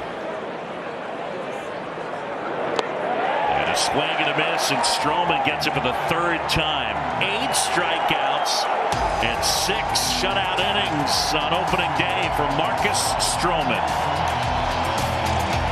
Chicago Cubs baseball on Marquee Sports Network is brought to you by your local Hyundai dealer. Find the dealer nearest you at buyhyundai.com. By Advocate Healthcare. Let's live well and make the most of every moment, game day, and every day. And by Wintrust, proud legacy partner of the Chicago Cubs and exclusive home of Cubs checking. Back here at Wrigley, and the afternoon is over for Corbin Burns, and Peter Strzelecki will take over. Marcus Stroman, as he made his way off the mound, fired up. Can't ask for much more than 6 shutout. 8 strikeouts ties the most he's ever had in his first start of the season. 0-2 on Gomes. Hey, we talked about Stroman being a pitch-to-contact ground ball type pitcher. He did get a lot of outs on the ground. I don't think there was a single out recorded by an outfielder for the Cubs here this afternoon. So the strikeouts and groundouts for Marcus, as he'll make his way up to the clubhouse after 6 shutout innings, and he has to feel awfully good about his 2023 debut. 8 strikeouts matches his season high from last year. He did that once in Cincinnati. Yeah, you're right. 1 fly ball out, and that was the jump ball between him and. Oh, the foul ball over here, yeah. Yeah, and Hosmer. Yeah. On the ground, Adames collects that and throws out Yan Gomes. Whether it's lighting up Chicago or helping a neighbor in need, Powering Chicago's commitment to better construction, better careers, and better communities never quits. Powering Chicago, IBEW Local 134, NECA, Chicago. Cubs have Keegan Thompson up, so it looks like David Ross will try to go Thompson. So I guess maybe Boxberger and then Fulmer. That's on the ground to third. Arias throws out Hosmer, 2 away. Strzelecki, interesting story, non-drafted free agent, ultimately making his way to the big leagues. Made his debut last year, pitched 30 times and posted a very solid 2.83 ERA. It's a little funky arm angle, fastball at 92-93, slider and a changeup. Yeah, there's some funk.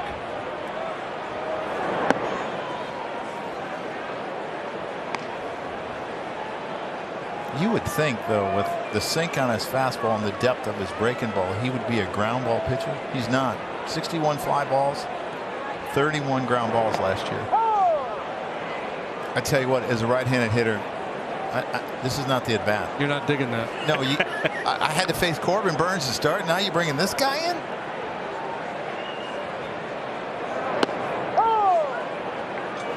I mean, he'll run it up as high as 94. I mean, he almost has to start his breaking ball at you if you're a right-handed hitter for it to be a strike. And that's not a comfortable feeling. Now to Adames. Long throw in time, gets wisdom, and Strzelecki gets him 1-2-3. On to the 7th on opening day. The Cubs with the lead. Live, we're going to recap everything Marcus Stroman was able to do, but when it comes to our FanDuel 3 for free, the over-under in the 8th inning, half a run, Dex. What say you? No, I don't think so. Okay. I think it's going to be airtight defense. Come on, show the energy you showed. Man. I just don't think so. Hell no. Okay, well, hell no. We will see. Dollar in the swear jar for Dexter Fowler. We'll catch you on Cubs Post Game Live. Until then, back to the booth.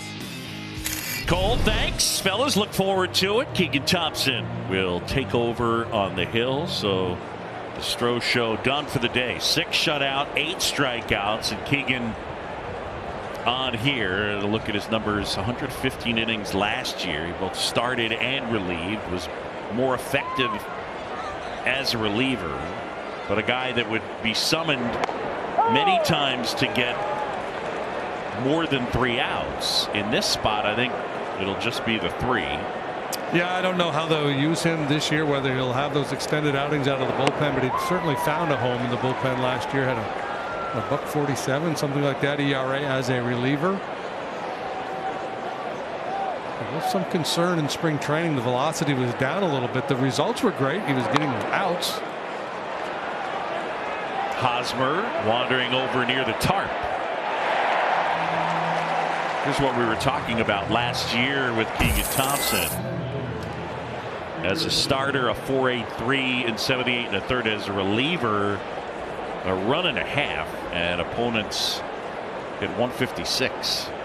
I think so many times as a reliever you can simplify it, where you only use your 2 best pitches. You don't have to use 4 pitches to be successful, because you're not going to go around a lineup more than once. Sometimes people find their home. I mean, that's an outstanding first pitch curveball, right? Just kind of drop in right there and gets ahead, and now there's a lot of different things he can do to Mitchell. Yeah, if I'm scouting him and I'm identifying his quote-unquote out pitch, I would say the curveball. That's the one that gets my attention. I mean, he's got a good fastball. He'll cut it. But the curveball is the one that jumps out at me.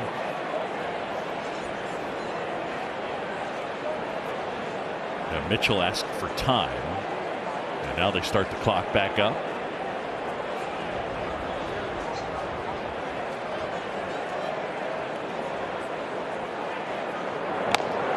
And Thompson went upstairs and blew it past him at 95.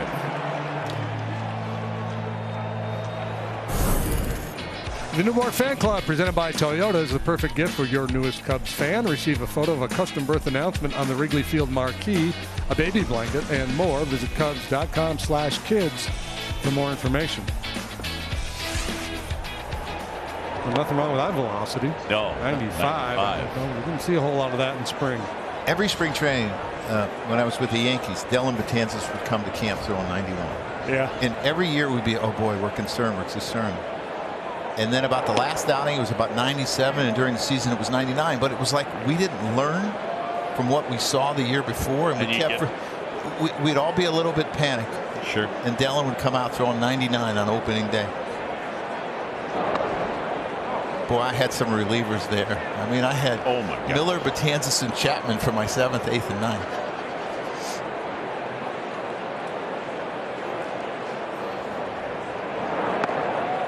Inside ball 4 for more on the bullpen downstairs and the delightful Taylor McGregor. Well, one of the things interesting about this year's bullpen at opening day, there are no left-handers out there. The guy you were expecting to make the opening day roster, Brandon Hughes, is beginning this season on the IL with the 15-day IL with a left knee inflammation, and so all righties out there. But the game has changed. Certainly, different guys able to navigate different parts of the lineup, but something to follow in the early parts of the season, how David Ross goes about that. Another thing, there's no real closer. That was something the Cubs didn't have last year either. No guy who really took on that 9th inning role for the full season, so that's going to be interesting to see how that plays out as well.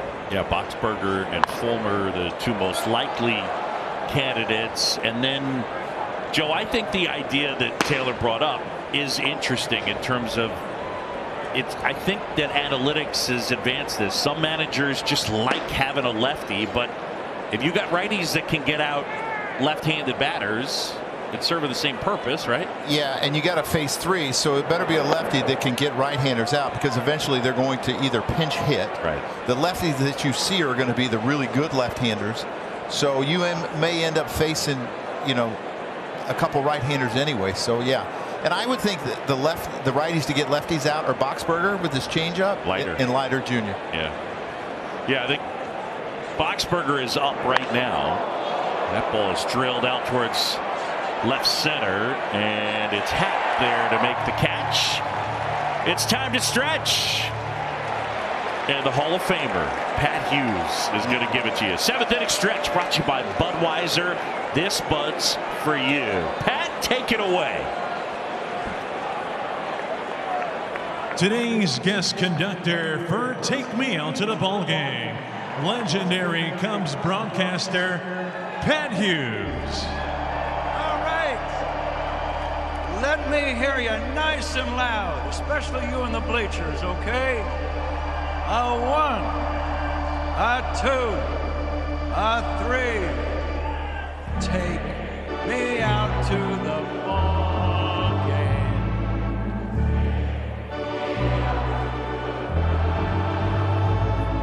Buy me some peanuts and Cracker Jack. I don't care if I ever get back.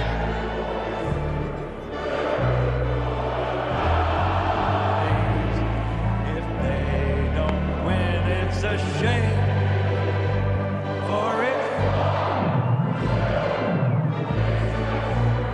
At the old ball game. Let's get some runs. Thank you.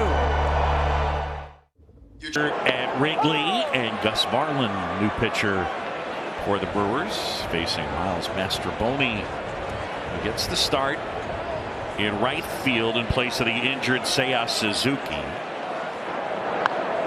Mastrobuoni 0 for 2. Last year made his big league debut with the Rays, went 3 for 16. Guy who's a second baseman, shortstop by trade, but at this point he can play all over.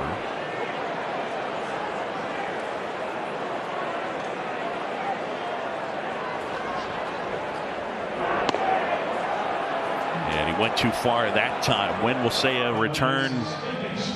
Sometime probably mid-April is probably the most likely scenario. Maybe sometime on that West Coast trip. We'll see. I think it's something that you can't rush. Yeah. You want the weather to be a little bit more favorable. Yeah, right? believe me.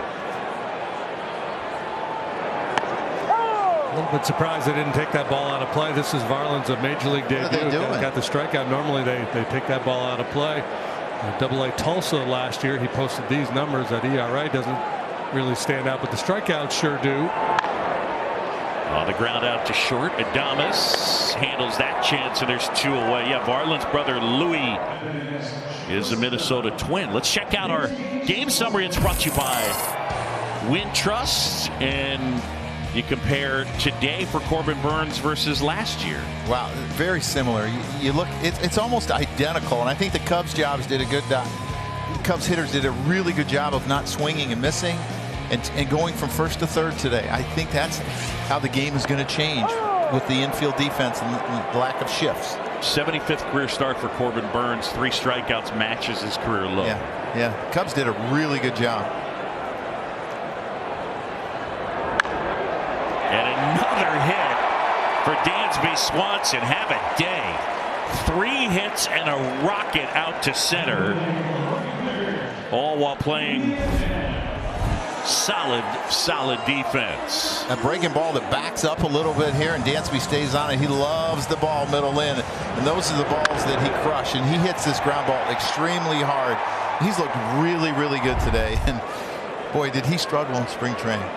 It's amazing. I love what Craig Counsell has done by getting this Gus Varlin, this kid, in, as you said, not above Double-A. You know, you don't want to put him in a situation where it's a tight situation, his first career outing. They're losing 4-0 in the 7th. It's not a high leverage. The other thing is you don't want him to sit down there for a week to wait to get an opportunity. Yeah, freak out when he finally gets out there. Kind of ease him into the situation, ease him into the big league scene. He's got a really good fastball. He can pitch out in the zone. He's got a really good breaking ball. The problem last year was the walks in Double-A. I mean, you talked about the strikeouts. He had 37 walks in 70 innings. But he only walked 1 guy in spring training. 17 Ks in about 9 innings. Hat goes the other way, base hit, and Ian with his first hit of the season.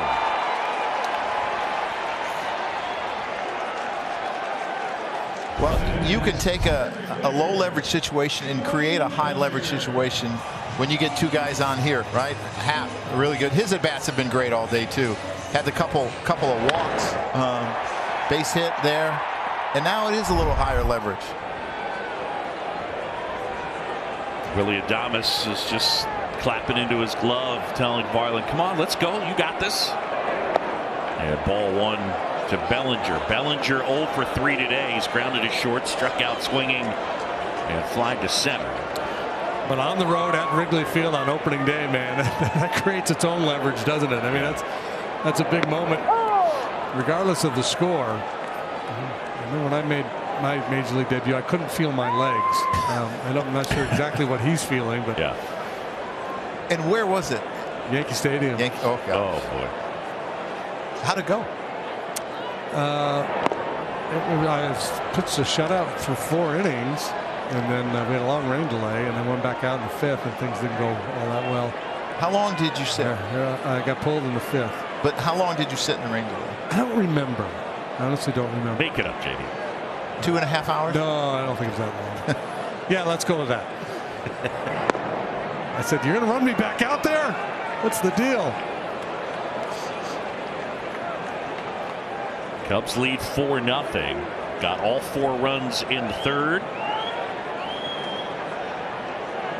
Dansby Swanson an RBI single. Trey Mancini an RBI single. RBI fielder's choice for Yan Gomes. And some shaky defense for the Brewers. Well, Bellinger hasn't joined the party yet. He's 0 for 3 here this afternoon. See if he can have a moment in his Cub debut. 9 hits in the game, all singles. 2 on, 2 out. 3-2. And Bellinger will take his base. They are loaded.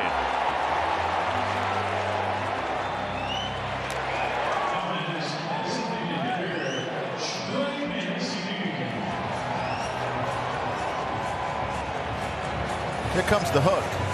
Chris Hook.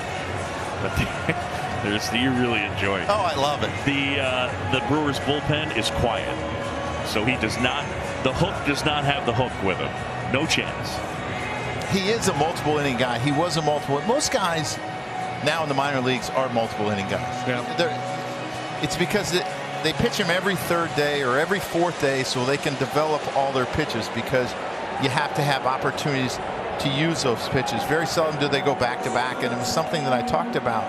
You know, when guys get to AAA, they got to learn to go back to back, because they're going to be used that way in the big leagues. You don't necessarily have to do it a lot, but you got to find out if they can do it and how they respond. So in the lower levels, I guess they're just kind of keeping their options open, that a guy could ultimately start or relieve, and just want to make sure they have as many weapons as possible. Right, because and then you get to AAA, and now we kind of know, okay, you're going to be a bullpen guy, and start to use you in a more traditional way. Mancini fouls it off, but an opportunity for the Cubs to break this open. Swanson down there at 3rd, Happ the runner at 2nd, and Bellinger the runner at 1st. A good speed out there. Trey Mancini's been hit by a pitch, knocked in a run with a single, and he is struck out.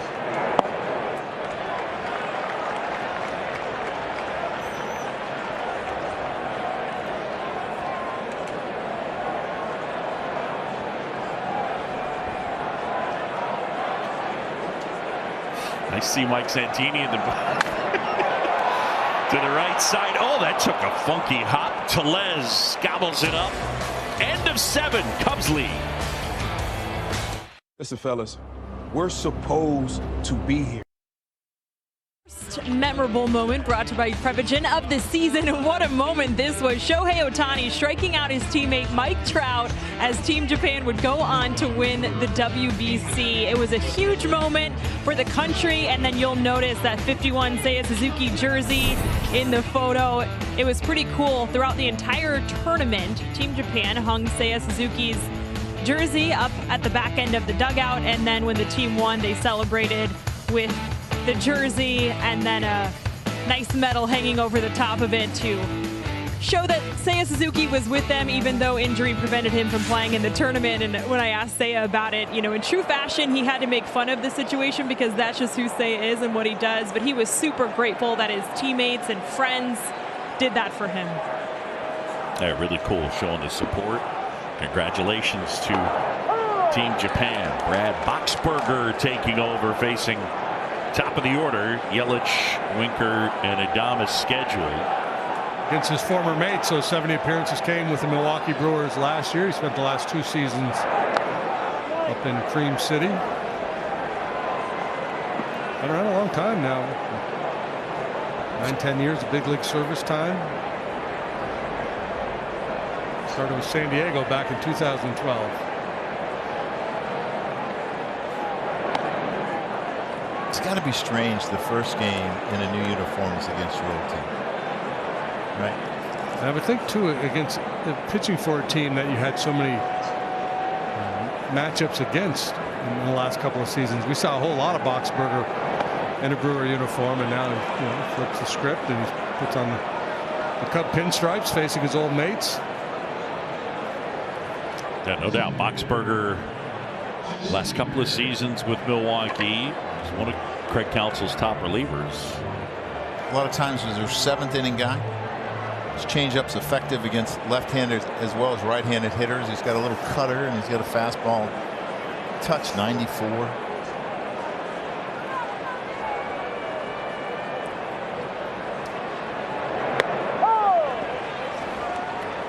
Pitch in for a strike to Jesse Winker. Winker 0 for 3 today.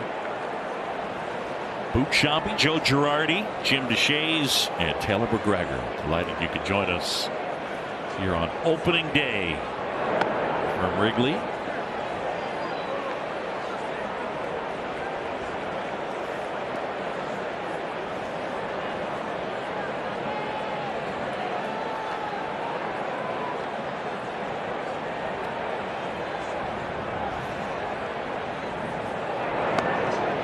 Swing and a miss. Brewers 0 for 7 with men on base in this one. Just a cutter, little baby slider they show on there. Just the kind of little the off-speed nature of the pitch making it more effective than anything else. I mean, not a lot of movement on it.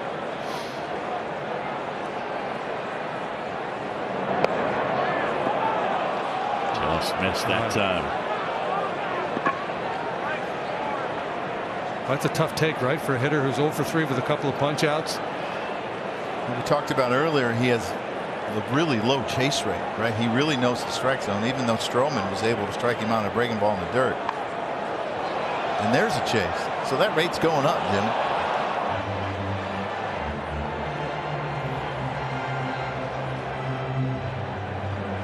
Yeah, Jesse Winker was actually an all-star starter in 2021. He was in the MVP conversation in the month early August before he went down in 2021. His career on base percentage is .374, which is sensational, right? I mean, you're talking about that's elite. Yeah, today's game, big time. Right? We don't see guys usually have 400 anymore. No, last year the league average was .312, the lowest it had been since 1972. And now time called. The batting average was .243 across Major League Baseball, the lowest it had been since 1968. So, and that was the year after the year after 68 they lowered the mound 5 right? inches. And 68 was the year of the pitcher. Yep. And so here they take away the shift, right? Baseball's evolving and create more action, and they will. Lefty pull hitters in particular will benefit from the non-shift. Yep.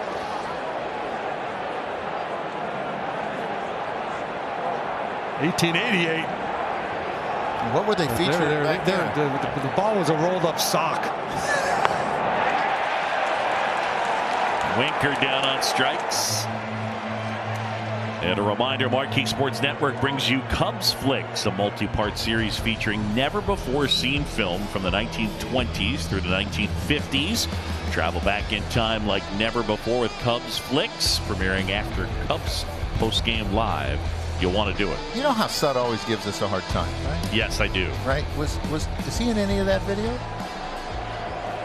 Yeah, oh, absolutely. 1920 to 19. Some of the 1920s stuff has Sud in it. To second for one and safe at first. You know, the fellas are running off the field. Nico Horner is basically waving and saying, and they're going to look at it. Corey Blazer at first. Hosmer with a big smile. Chicago's challenging the safe call at first base. That's going to be a double play. I can write it down? Yes.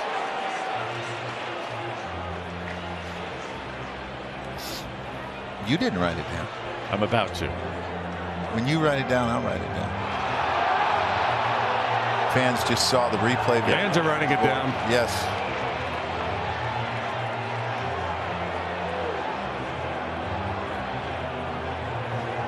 Eric Hosmer, first base coach.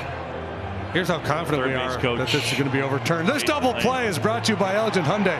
Over the 20-year, 200,000-mile warranty on every new car. 5-4-3. Write it down. 4-0 Cubs. The Cubs made a few big announcements at Cub Convention as Ryne Sandberg's likeness will be immortalized in a statue on Statue Row at Gallagher Way in 2024. And they also announced Mark Grace and Sean Dunston would be inducted into the Cubs Hall of Fame this year. Yan Gomes scoops that one into the air and chasing out his Terang, and he calls off Garrett Mitchell. Nice play by the second baseman. And here comes Hosmer. Well, Cubs lead at 4-0 here on opening day. Marcus Stroman, 6 shutout innings. Kirk Counsell going to the bullpen and bringing in Javi Guerra. Those 18 appearances for Guerra last year, coming with one San Diego, the other 17 with the Rays, and that's who the Brewers acquired Guerra from this offseason.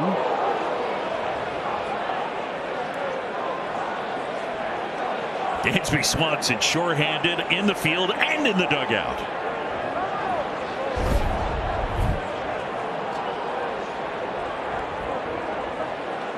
Got to protect the hair. Yeah, protect that moneymaker. What a day for him.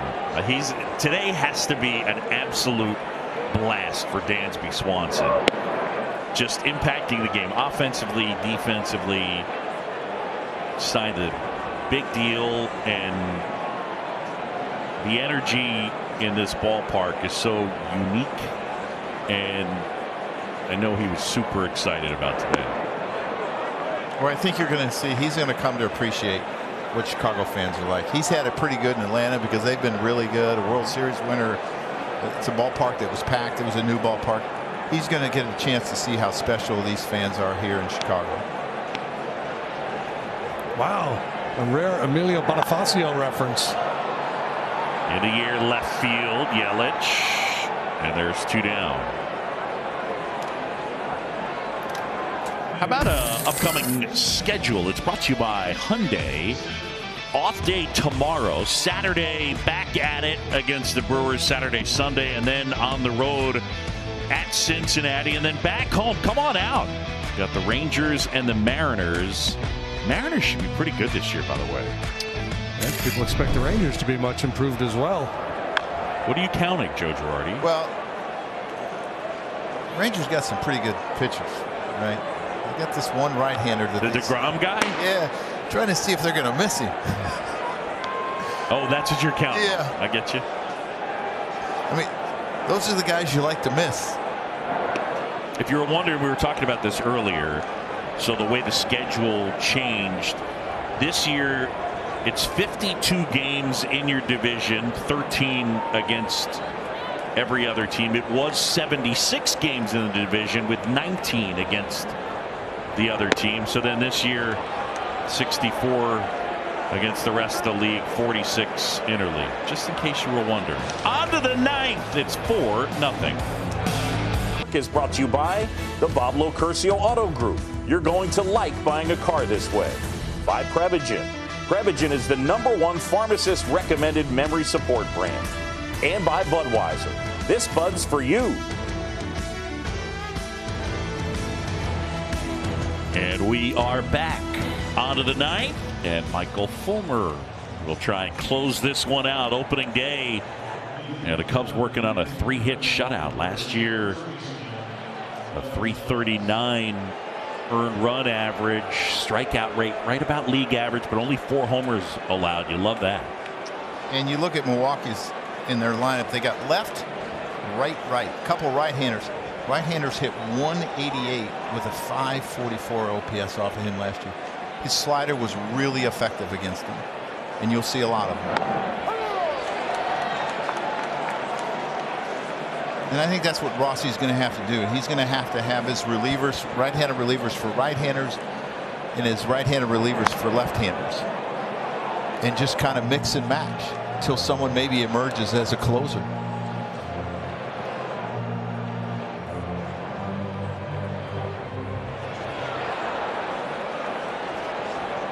Quickly ahead of Tellez, 0-2. Rowdy a walk, and he's 0 for 2. And a swing and a miss. Good pitch.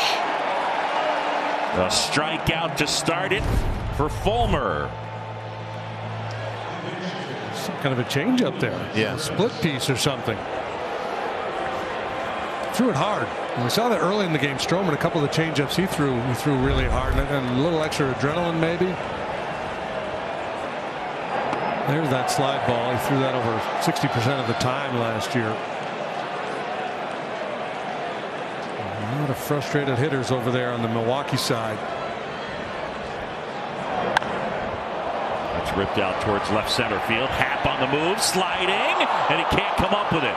Bellinger grabs it and fires it in. It's a long single. Happ may have missed time to slide there.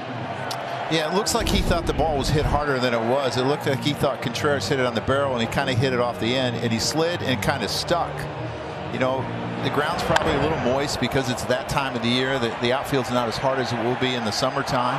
And he just kind of stuck and didn't quite get there. Good job by Bellinger backing him up and keeping the double play in order. One of the few balls the Brewers have hit to the outfield today.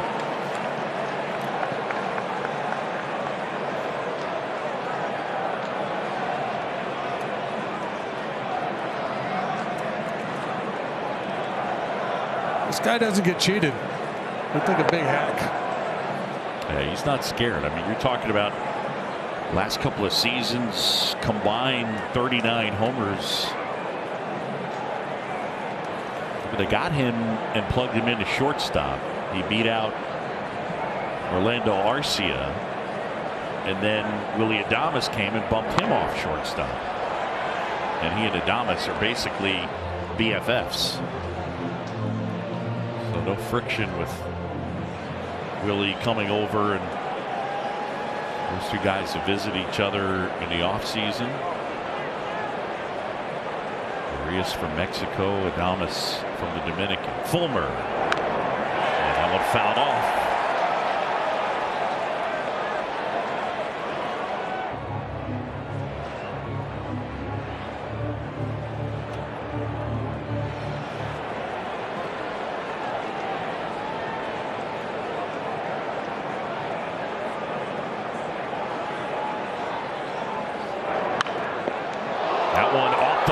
Fulmer, he didn't see it. Now he does. Throw to first. Wow. Out at first. What a pick by Hosmer. And let's see if Arias is all right as he's hobbling a bit. And let's make sure Fulmer is okay. It sounded like shoe. Kick save? It sounded like it hit maybe even the bottom of his foot. I don't know. And then we always say don't panic, but sometimes you need to panic. You know, a little urgency. And that's not on the side of the foot. Yeah, that's an uncomfortable feeling where you don't know where the ball is. You're uh-oh, and then you find it and you make an accurate throw, and a heck of a pick there by Hosmer. And Urias may be better off running straight through the bag. We talk about that all the time. What a pick by Eric Hosmer. Wow.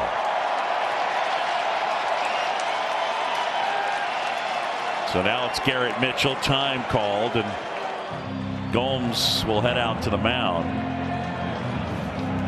Our toast of the game brought to you by Benny's Beverage Depot. If you can't find it at Benny's, it's probably not worth drinking. Yeah, hard to settle on one today, so we'll give you two. Marcus Stroman, outstanding work. 6 shutout innings here today. He struck out 8 at command all afternoon long. And then Dansby Swanson making his Cub debut. A couple real nice plays in the field and a really good day at the plate, including 3 knocks. And if you can't find it at Benny's, it's probably not worth drinking. This is what happens on opening day. Foul pop-up. Wisdom's going over to the dugout, and guys are protecting him, but because the ball's going out of play, they're protecting him, and then they're just shoving him basically as they were reaching over. That just shows you the closeness of the group. right? I mean, that's a lot of new faces, but it seems like this team has really come together early on. Slapped foul. Cubs post-game live coming up at the conclusion of our game is Cole Wright, Dexter Fowler, Cliff Floyd, and Rick Sutcliffe standing by.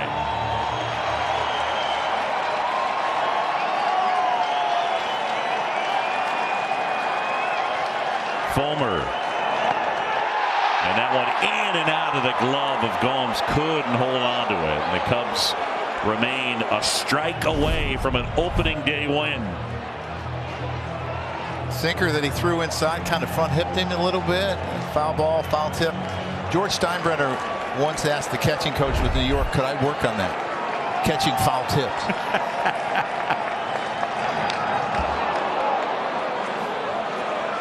As much as I love George, I would have said, George, there's no way I'm getting in there letting people try to foul tip balls, and I'm going to try to catch. Gosh.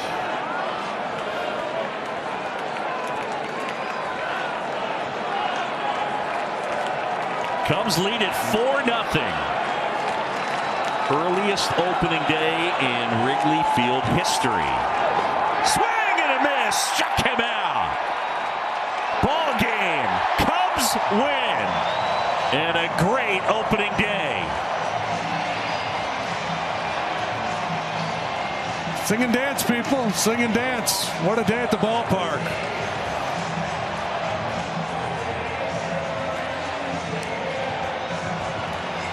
Stroman and Swanson lead the way. And the Cubs victorious. Michael Fulmer closing it out. Sing it.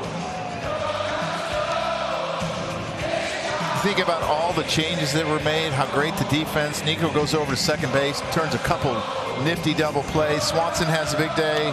Mancini, RBI, gets on base, a hit by pitch. The new guys helped out. Boxberger, Fulmer. Time for our quality start. It is brought to you by National Car Rental. Control confidence. And who else? Marcus Stroman. 8 strikeouts. 6 shutout innings, 3 walks. JD, he was really good. Yeah, that one stressful inning where they put the load of the bases against him. They turned that double play. And from that point on, he was really rock solid. A great start to his 2023 season. 90 very good pitches from Stroman here today. Statcast powered by Google Cloud will highlight the strikeout pitches for you. 4 of them coming on the breaking pitch, 3 on the sinker, and 1 on his cutter. All-around good effort, both in terms of the approach by the hitters at the plate on a tough day to hit. Man, cold here today. Believe it. Against a pitcher of the caliber of Corbin Burns. So good work in the box, good work in the field, and outstanding work on the mound. Fellas, that was fun. For Jim DeShays, Joe Girardi, Taylor McGregor, and our entire outstanding crew, I'm John Sciambi. Thanks for watching Chicago Cubs baseball here on Marquee Sports Network. Again, your final, the Cubs win it over the Brewers on opening day 4.